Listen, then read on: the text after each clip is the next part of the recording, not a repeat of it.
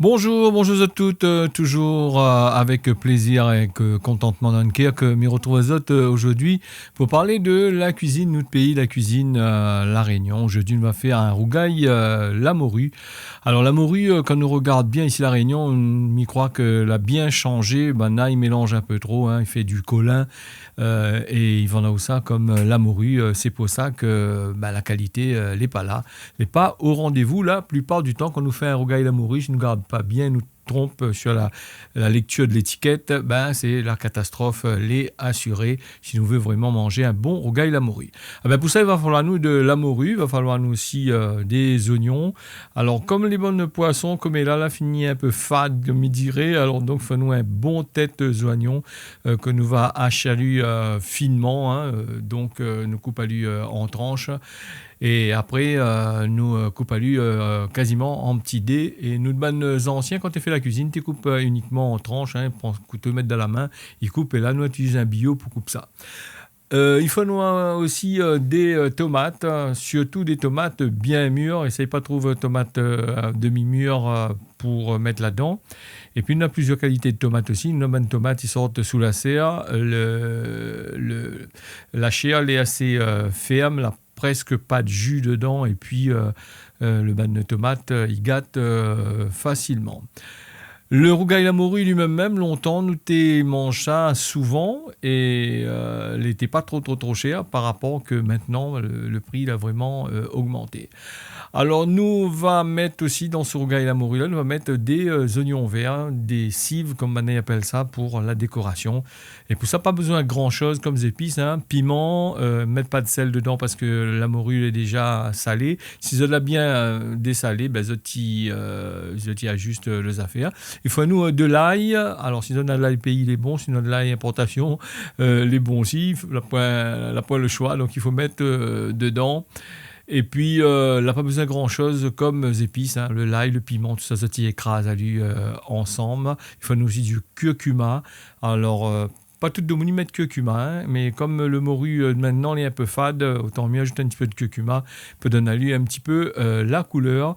Alors, les oignons verts, c'est juste pour la décoration, hein, c'est tout. Alors, nous mettons notre marmite sur le feu. Alors, nous chauffe bien la marmite, nous ajoute la morue à l'intérieur, nous laisse aller frite bien comme qu'il faut. Et comme on l'a dit tout à l'heure là, la morue comme elle est là, c'est plus vraiment de la morue. Alors, pour trouver un bon morceau de morue même, il faut aller, dans certains petits bazars, là, il fait ça. Ils vendent ça encore dans une bonne caisse en bois. Voilà, notre morue a fini frite un peu blanc, mais il est frite quand même. Hein. Alors, on ajoute les oignons à l'intérieur, nous ajoute de l'huile. Mais rappelez aux autres que la morue, c'est un poisson qui, comme tous les poissons, il boit un peu l'huile. Hein. Alors, donc là, moi, j'ai eu la malchance de faire lui dans un carail en fer. Et on aurait pu faire lui dans un récipient qui ne colle pas, n'aurait pas fait ce genre de truc-là. Donc, nous ajoute les piments, les oignons, les déjà ajoutés à l'intérieur, nous fait revenir à lui petit doucement, nous prend notre temps. Alors, comme ça, tu vois, la morue la colle un peu en dedans.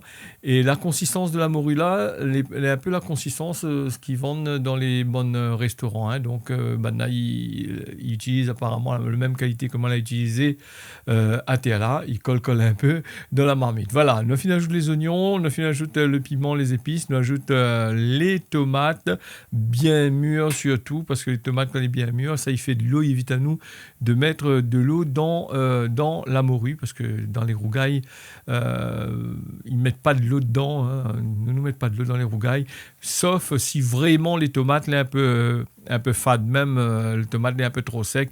Alors, nous ajoute environ 2 cuillères à soupe de l'eau dedans.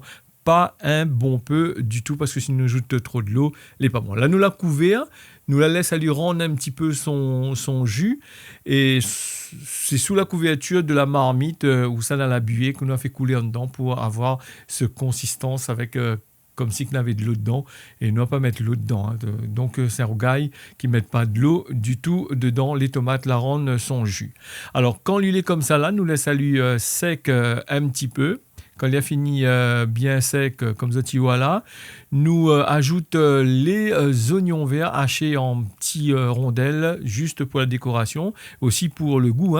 Nous pouvons mettre aussi des fleurs d'oignons hachées en rondelles et nous couvalu, comme nous dit, nous tout failli et les leurs pour passer à table. La recette l'a fini, mais remercie les autres d'avoir suivi ça. Mais donne à autres rendez-vous la prochaine fois pour un nouveau recette. Et pour finir, me rappelle à autres, chacun a son manière de faire sa technique, ce qui fait que le goût n'est pas pareil d'un cuisinier à un autre. On y retrouve.